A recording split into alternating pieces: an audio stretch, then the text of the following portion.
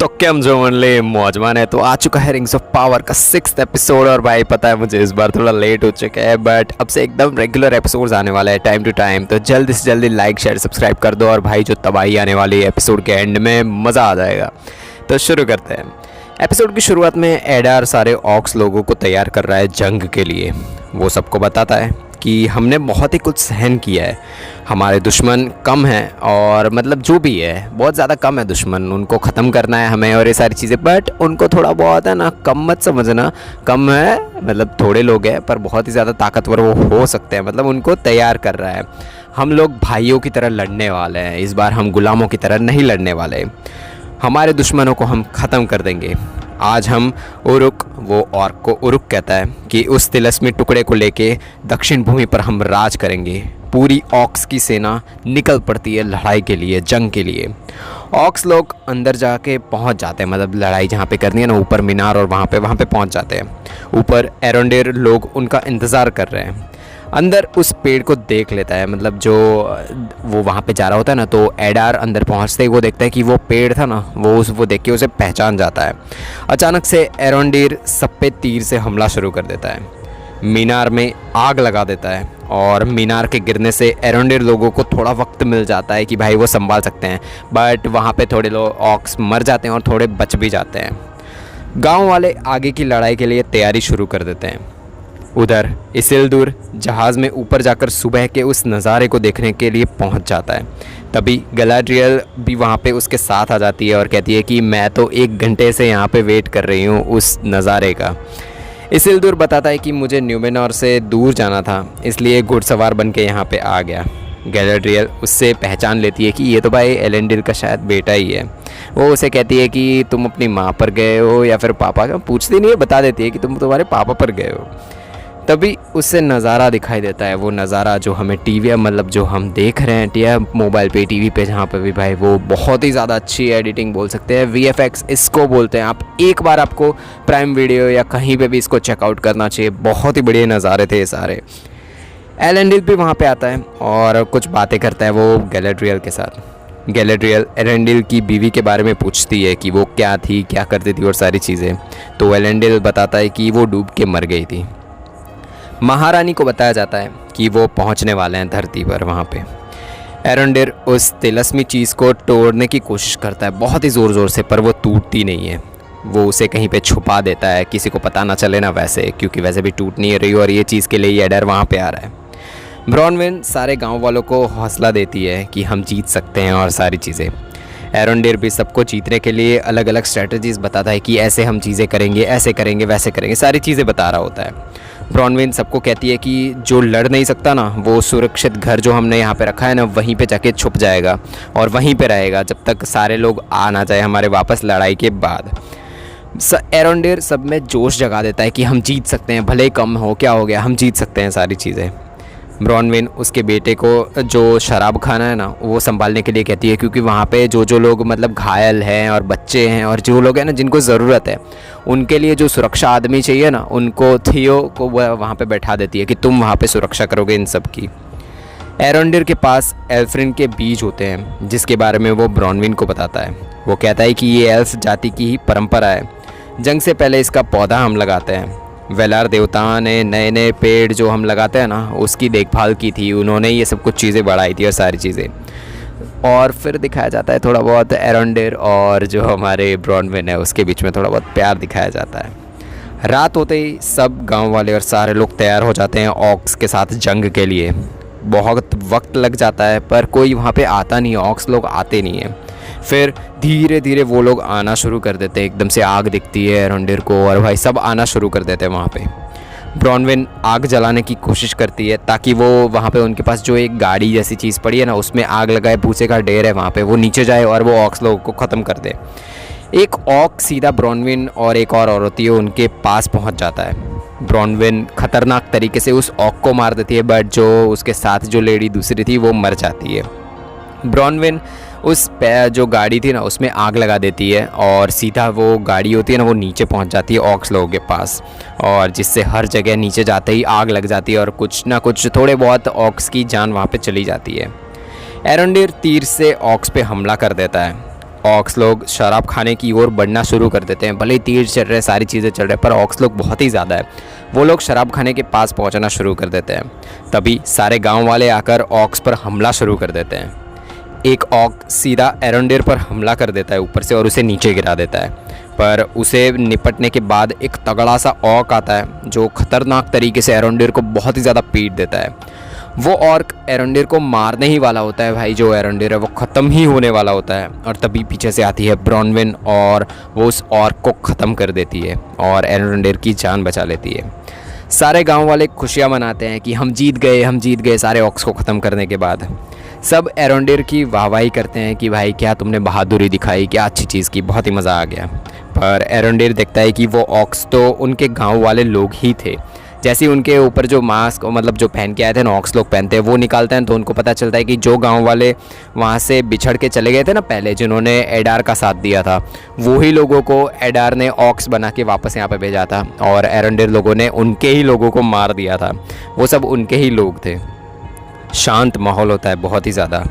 उतने में कहीं से तीर आने शुरू हो जाते हैं और सारे जितने भी गांव वाले बाहर हैं वो मरना शुरू हो जाते हैं एक एक करके।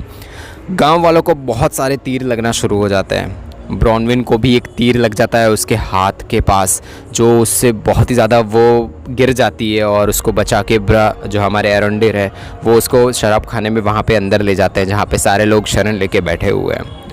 ब्रॉनविन मरने की हालत में पहुँच जाती है क्योंकि बहुत ही ज़्यादा उसका खून बह रहा होता है। वो थियो को कहती है कि खून बहुत ही ज़्यादा बह जाए उससे पहले तुम्हें उसे रोकना पड़ेगा, तभी मैं ज़िंदा रह पाऊँगी। एरोंडेर तीर को निकाल देता है, बहुत ठीक वाले तरीके से निकालता है कि भाई ज़्यादा दर्द ना हो, पर भाई अगर तीर निकाल रहा है दर्द तो होगा ही। जो चिल्लाती है ब्रॉनविन खतरनाक तरीके से। ब्रॉनविन है उसका खून अभी भी बिल्कुल भी नहीं रुक रहा होता। एरोंडेर घाव पर एल्फ्रिन के बीज लगा देता है और थियो को कहता है कि घाव को हमें जलाना पड़ेगा। थियो हिम्मत करके जो घाव होता है उसे जला देता है और फिर दिखता है कि थियो थोड़ी बहुत हिम्मत करके वो चीज़ कर देता है, बट ब्रॉनविन उसके बाद बच जाती है। ऑक्स लोग वहाँ पर जो शराब खाने में वो लोग छुपे हुए हैं वहाँ पर हमला कर देते हैं बाहर से। न्यूमेनॉर की सेना भी उधर से समुंदर की धरती पर पहुँच चुकी है और आगेवाही कर रही है। हमारी जो गैलेड्रियल है वो सेनापति आगे बढ़ के सबको लेके जा रही है। ऑक्स लोग दरवाज़ा खोल के अंदर पहुँच जाते हैं। ब्रॉनविन को ऑक्स मारे उसके पहले ही एडार वहाँ पे आ जाता है। वो एरोंडेर से उस तिलस्मी चीज़ जो टुकड़ा है उसको मांगता है, पर एरोंडेर कहता है कि सबको जाने दो, उसी के बाद मैं तुम्हें वो चीज़ दूंगा। पर एडार सबको मारना शुरू कर देता है एक एक करके ताकि वो दे दे। ऑफकोर्स एरोंडेर को ब्लैकमेल कर रहा है भाई, वो सबको मार देगा तो एरोंडेर को वो चीज़ देनी ही पड़ेगी।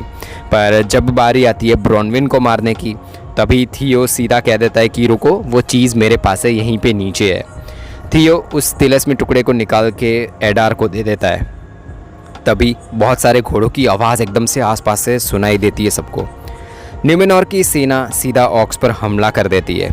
सारे ऑक्स एक एक करके वो मरने लगते हैं, सबको मारने लगते हैं भाई। न्यूमेनॉर की सेना आ चुकी है गांव वालों को बचाने के लिए। न्यूमेनॉर की सेना सामने से बहुत ही ज़्यादा सारे लोगों को एकदम से ढेर कर देती है। जितने ऑक्स है ना सबको मारना शुरू कर देती है। इसिल्दुर के घोड़े को तलवार लग जाती है लड़ते वक्त। एडार उस तिलस्वी टुकड़े को लेकर निकल जाता है वहाँ से और गैलेड्रियल जैसी ये चीज़ देखती है उसके पीछे पड़ जाती है वो, क्योंकि एरोंडेर उसे बता देता है गैलेड्रियल को कि वो चीज़ ज़रूरी है हमारे लिए। तो गैलेड्रियल एडार के पीछे लग जाती है उसे पकड़ने के लिए।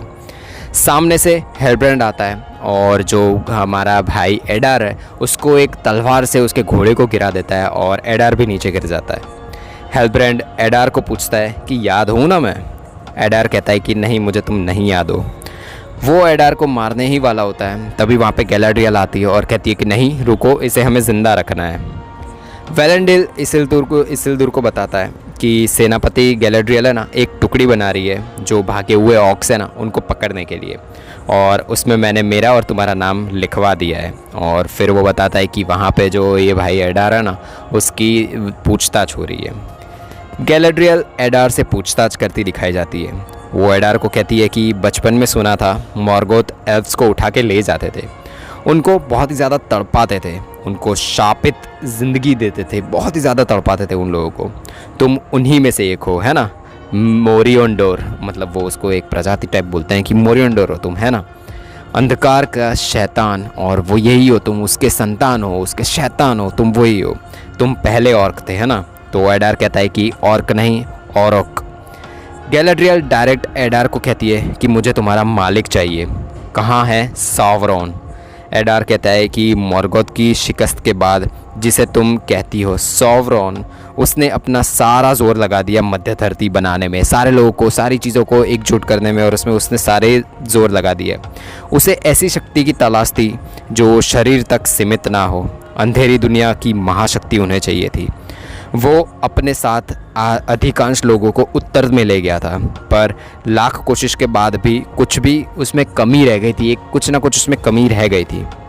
अंधकार के उन काले सायों ने उनकी पहचान छुपा कर रखी, सावरॉन से भी छुपा कर रखी उन्होंने, मतलब जिससे मदद मांगने गया था और सारी चीज़ें लेने गया था, उन्होंने भी अपनी जो पहचान थी वो छुपा के रखी थी सावरॉन से।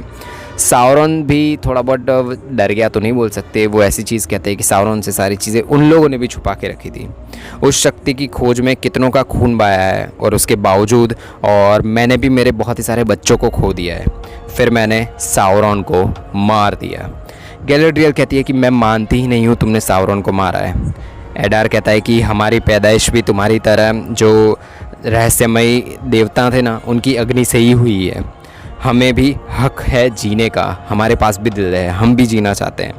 गैलाड्रियल कहती है कि तुम्हारी पैदाइश ही गलती थी, मैं तुम्हारी प्रजाति के सब लोगों को मार डालूंगी। गैलाड्रियल गुस्से में एडार को मारने की कोशिश करती है, पर इस बार हेलब्रांड उसे कह देता है कि रुको, मत मारो उसे, मतलब एडार को मत मारो। महारानी मिरियल ब्रॉनविन की सराहना करती है, जो आगे बढ़ के सारी चीज़ें की थी ना ब्रॉनविन ने, उसके लिए। हेलब्रांड को देखने, मतलब हेलब्रांड को भी बुलाया होता है वहाँ पे, और हेलब्रांड को देख के ब्रॉनविन कहती है कि आप वही राजा हो ना जिनका हमें बहुत ही समय से इंतज़ार था। हेलब्रांड कहता है कि हाँ, मैं वही राजा हूँ। सारे गांव वाले हेलब्रांड जो दक्षिण भूमि के राजा हैं उसकी सराहना करते हैं, जय हो, जय जयकार हो रही है हर जगह पे। गैलाड्रियल उस तिलस्मी टुकड़े को एरोंडेर को वापस दे देती है। एरोंडेर उस तिलस्मी टुकड़े को थियो को वापस दे देता है और कहता है कि इसे न्यूमिनोर के लोग हैं ना, उनको दे दो, ताकि वो जब वापस जा रहे हो ना तब वो समुंदर में इस चीज़ को फेंक दे और किसी के हाथ में भी ना आए ये चीज़। थियो उस टुकड़े को खोल के देखता है तो वो देखता है कि अंदर कुल्हाड़ी है, वो चीज़ तो गायब हो चुकी है जो पहले थी वो। उधर एक आदमी उस पेड़ में तलवार, मतलब वो जो टुकड़ा था वो उसके पास है, उस आदमी के पास, और उसे वो पेड़ के अंदर डाल देता है पूरा का पूरा, और दरवाज़ा वहाँ से खुल जाता है, टूटना शुरू हो जाता है, हर जगह से पानी गिरना शुरू हो जाता है। पानी सीधा गांव और वोल्केनो वहाँ पे एक, और वहाँ पे बढ़ना शुरू हो जाता है, और गांव की ओर जहाँ पे सेना है और सारे वहाँ पे पहुँचना शुरू हो जाता है। बैरक जो इसिल्दुर का घोड़ा है वो शांत नहीं हो रहा होता उसकी चोट की वजह से, चोट की वजह से, या फिर ऐसे ही चीज़ें होती है कि जो घोड़े होते हैं ना वो इमोशन समझते हैं जो उनके घुड़सवार होते हैं ना उनके। एलेंडिल उसे शांत कर देता है एकदम से आके।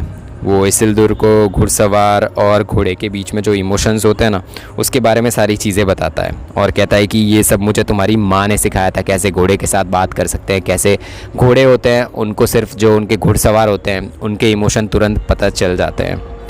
तभी गांव में हर जगह पानी निकलना शुरू हो जाता है, पानी फूट के हर जगह से निकल रहा है। वो पानी सीधा जो वोल्केनो होता है ना वहाँ पे उसमें जाके भी गिर जाता है, बहुत सारा पानी गिरना शुरू हो जाता है, और इतने ज़्यादा पानी के बाद जो वोल्केनो होता है वो एकदम से फट जाता है, और सारी हर जगह पे वो वोल्केनो के टुकड़े लावा होता है वो गिरना शुरू हो जाता है। लावा के टुकड़े हर जगह एक एक करके गिरना शुरू हो जाते हैं पूरे गांव में, और हर जगह आसपास जहाँ पे भी है हर जगह तबाही ही तबाही हो रही है।